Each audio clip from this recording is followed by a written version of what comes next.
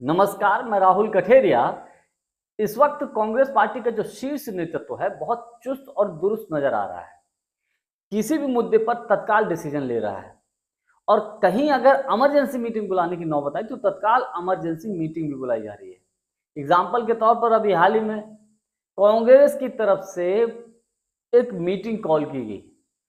इस मीटिंग में देश भर के सभी राज्यों के प्रदेश अध्यक्ष, उन वहां के प्रभारी, राष्ट्रीय सचिव, राष्ट्रीय महासचिव, सभी लोगों को तत्काल इमरजेंसी मीटिंग बुलाएगी 24 से 48 घंटे के अंदर।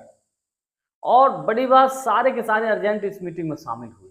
पूरे देश भर की ये निगाहें लगी कि कांग्रेस अचानक से ये मीटिंग क्यों बुला रही।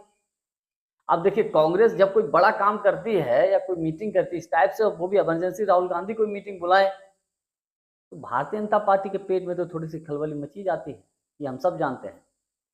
अचानक से कांग्रेस पार्टी के द्वारा इस मीटिंग को बुलाने का उद्देश्य क्या था और जिस तरीके से कांग्रेस इस वक्त एक्शन मोड में है, इसका क्या असर आने वाले समय में हमको देखने को मिलेगा। तो इन तमाम मुद्दों को लेकर मैं और अधिक चर्चा करूं, लेकिन उससे पहले यदि आपने अभी तक हमारे चैनल को सब्सक्राइब नहीं किया है तो सब्सक्राइब जरूर कर लीजिए, बेल आइकन को दबा दीजिए।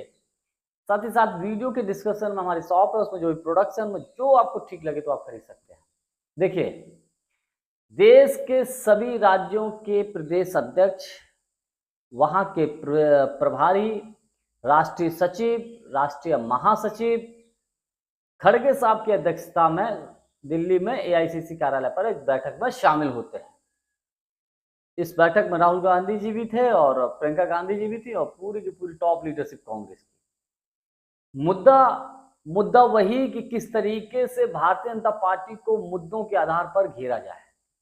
देखिए, पिछले कुछ दिनों से नीट में जो पेपर लीक हुआ है इसका मुद्दा, तमाम पेपर जो लीक हो रहे हैं उनका मुद्दा, महंगाई का मुद्दा, बेरोजगारी का मुद्दा, डीजल, पेट्रोल, गैस, सीएनजी के जो दाम बढ़ रहे हैं इनका मुद्दा, इन मुद्दों को कांग्रेस पार्टी लगातार उठाते रहना चाहती है और इसी को लेकर कांग्रेस पार्टी बराबर मुद्दों को और अधिक बड़े व्यापक पैमाने पर पूरे देश में फैलाना चाहती है। अब है क्या, पिछले कुछ दिनों से आप देख रहे होंगे कि अचानक से जो है हेडलाइंस चेंज हो गई। भारतीय जनता पार्टी इन चीजों में माहिर है। जब लगता है कि देश भर की जनता का ध्यान उसकी तरफ खींच रहा है, उसकी जो गलत नीतियां उसकी तरफ जा रहा है, तो क्या करता है बीजेपी, क्या करती है, हेडलाइन चेंज करती है। एग्जाम्पल के तौर पर पिछले कुछ दिनों से जिस तरीके से कांग्रेस पार्टी की तरफ से एनएसयूआई और यूथ कांग्रेस मिलकर नीट पेपर लीक के मुद्दे पर, बेरोजगारी के मुद्दे पर पूरे देश भर में आंदोलन कर रहे हैं, तो इससे भारतीय जनता पार्टी बैकफुट पर थी। अब मोदी जी ने सोचा कि कैसे मुद्दे से ध्यान भटकाया जाए, तो दूसरा मुद्दा उछाल दिया सब पश्चिम बंगाल वाला। पश्चिम बंगाल में क्या हुआ कि ममता जी की पार्टी को तोड़फोड़ शुरू कर दी। बीजेपी तो इस चीज में माहिर है ही।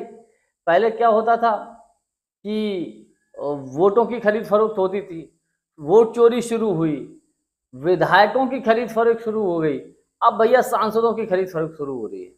मतलब टीएमसी के सांसदों को तोड़कर बीजेपी में शामिल कराने का प्रयास चल रहा है, ये खेल चल रहा है। और पश्चिम बंगाल में कभी कभी गोदी मीडिया के लोग दिखाते कि साहब इतने सांसद जो है भाजपा के केंद्रीय मंत्री के घर इतने लोग मिलने के लिए गए, कभी आता कि साहब उन्होंने लोकसभा अध्यक्ष को लेटर लिख दिया। इस तरीके की खबरें चल रही है। कुल मिलाकर केवल और केवल मुद्दे से ध्यान भटकाने की कोशिश। तो इसी चीजों को समझते हुए, इन्हीं तमाम बातों को समझते हुए कांग्रेस पार्टी ने कमर कस ली है, अर्जेंट कॉल मीटिंग बुलाई है कि भैया इनको मुद्दों से कतई नहीं पीछे हटने देना है, मुद्दों के आधार पर इनको लगातार घेरते रहना है। और अब आने वाले समय में कांग्रेस पार्टी पूरे देश में भारतीय जनता पार्टी के ऊपर नीट के मुद्दे को लेकर, बेरोजगारी, महंगाई और डीजल, पेट्रोल, गैस के मुद्दे पर, इन तमाम मुद्दों को लेकर देश के हर राज्य में, हर जिले में, हर ब्लॉक में बड़ा आंदोलन करने जा रही है। यानी कि किसी भी हाल में मोदी सरकार को इस वक्त राहुल गांधी जी बख्शने के मूड में बिल्कुल और कतई नहीं है।